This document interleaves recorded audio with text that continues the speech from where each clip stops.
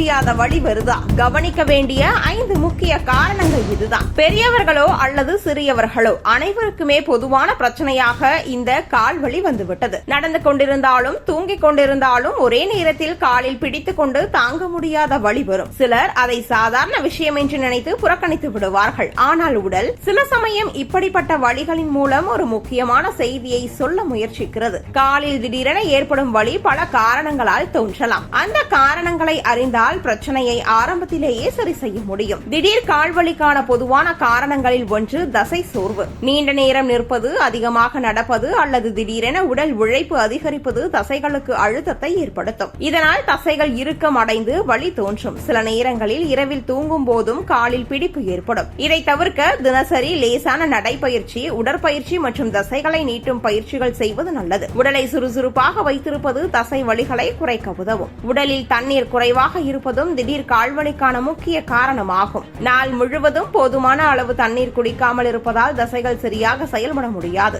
இதனால் தசைகளில் பிடிப்பு ஏற்பட்டு கால்வலி தோன்றும். குறிப்பாக வெயில் காலங்களில் இந்த பிரச்சனை அதிகமாக காணப்படும். அதனால் தினமும் போதுமான அளவு தண்ணீர் குடிக்கும் பழக்கத்தை கடைபிடிக்க வேண்டும். மற்றொரு காரணம் உடலில் தேவையான கனிம சத்துக்கள் குறைவாக இருப்பது. குறிப்பாக கால்சியம், பொட்டாசியம், மெக்னீசியம் போன்ற சத்துக்கள் குறைந்தால் தசைகள் மற்றும் நரம்புகள் சரியாக செயல்படாது. இதனால் கால்வலி மற்றும் தசைப்பிடிப்பு ஏற்பட வாய்ப்பு அதிகம். வாழைப்பழம், பால், தயிர், பருப்பு வகைகள், கீரை வகைகள் போன்ற சத்தான உணவுகளை உணவில் சேர்த்தால் இந்த குறைபாடுகளை சரி செய்யலாம். நீண்ட நேரம் ஒரே இடத்தில் உட்கார்ந்து இருப்பதும் கால்வலிக்கு காரணமாக இருக்கலாம். அலுவலக வேலை, வாகனம் ஓட்டுவது போன்ற காரணங்களால் பலர் நீண்ட நேரம் கால்களை அசைக்காமல் இருப்பார்கள். இதனால் ரத்த ஓட்டம் சீராக இருக்காது. அதன் விளைவாக காலில் சுளுக்கு, கனத்த உணர்வு மற்றும் வலி ஏற்படும். இடையிடையே எழுந்து நடப்பது, கால்களை மெதுவாக அசைப்பது போன்ற சிறிய பழக்கங்கள் கூட இந்த பிரச்சனையை குறைக்க உதவும். சில நேரங்களில் நரம்பு அழுத்தமும் கால்வலிக்கு காரணமாக இருக்கலாம். முதுகெலும்பில் ஏற்படும் சில மாற்றங்கள் அல்லது தவறான உட்காரும் முறை காரணமாக நரம்புகள் அழுத்தமடையும். அப்போது வலி கால் வரை பரவக்கூடும். இந்த நிலை தொடர்ந்து இருந்தால் அதை அலட்சியம் செய்யக்கூடாது. மருத்துவரின் ஆலோசனை பெறுவது அவசியம். திடீர் கால்வலி என்பது சாதாரணமானதாக தோன்றினாலும் உடல் தரும் ஒரு முக்கியமான சிக்னலாக இருக்கலாம். அதனால் உடலை கவனித்து சரியான வாழ்க்கை முறையை பின்பற்றுவது மிகவும் முக்கியம். தினசரி உடற்பயிற்சி, சத்தான உணவு, போதுமான தண்ணீர் மற்றும் சரியான ஓய்வு ஆகியவற்றை கடைபிடித்தால் கால்வலி போன்ற பிரச்சனைகள் பெரும்பாலும் தவிர்க்க முடியும்.